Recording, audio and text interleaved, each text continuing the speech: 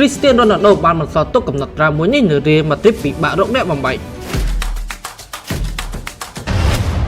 ឧបត្ថម្ភដោយ Michael 7 យ៉ាងកូរ៉េណូ រសជាតិដើមពីប្រទេសកូរ៉េឆ្ងាញ់ជាប់ចិត្ត ខ្សែប្រយុទ្ធគ្រីស្ទៀន រ៉ូណាល់ដូ បានបន្សល់ទុកកំណត់ត្រាដ៏អស្ចារ្យមួយនៅរៀលម៉ាឌ្រីតដោយគាត់មិនដែលបរាជ័យសូម្បីម្ដងរាល់ពេលដែលគាត់ធ្វើជាប្រធានក្រុមអាត្រិកសខ្សែប្រយុទ្ធសញ្ជាតិប៉ូទុយហ្គាល់វ័យ 40 ឆ្នាំត្រូវបានគេចាត់ទុកជាព្រះបរោះរបស់អាត្រិកសរៀលម៉ាឌ្រីតគាត់បានលេងនៅចន្លោះឆ្នាំ 2009 ដល់ឆ្នាំ 2018 ហើយគាត់បានជួយឲ្យក្លឹបឈ្នះពានជាច្រើនដូចជា Champions League 4 សម័យកាល UEFA Super Cup 3 សម័យកាល La Liga 2 សម័យកាល Copa del Rey 2 សម័យកាល FIFA Club World Cup 3 សម័យកាល និងពានរង្វាន់មួយចំនួនទៀតយ៉ាងណានៅទីនោះរយៈពេល 9 ឆ្នាំលោកបានកសាងនៅស្នាដៃនឹងកំណត់ត្រាជាច្រើនប៉ុន្តែមានកំណត់ត្រាមួយនេះដែលគួរឲ្យចាប់អារម្មណ៍ផងដែរគឺគាត់មិនដែលចាញ់ទូរស័ព្ទរាល់ពេលដែលគាត់ត្រូវបានគ្រូបង្វឹកដល់សេចក្តីទុកចិត្តឲ្យគាត់ធ្វើជាប្រធានក្រុមពលចំនួន101ដងគឺមិនដែលចាញ់សូម្បីតែម្ដងគួរដឹងថាកំណត់ត្រាមួយនេះនៅរៀលម៉ាឌ្រីតមានតែរ៉ូណាល់ដូម្នាក់គត់ដែលអាចធ្វើបានក្នុងនាមជាប្រធានក្រុមតែមិនធ្លាប់ចាញ់ក្នុងការប្រកួតសោះតើបងប្អូនយល់យ៉ាងណាដែរចំពោះកំណត់ត្រាមួយនេះ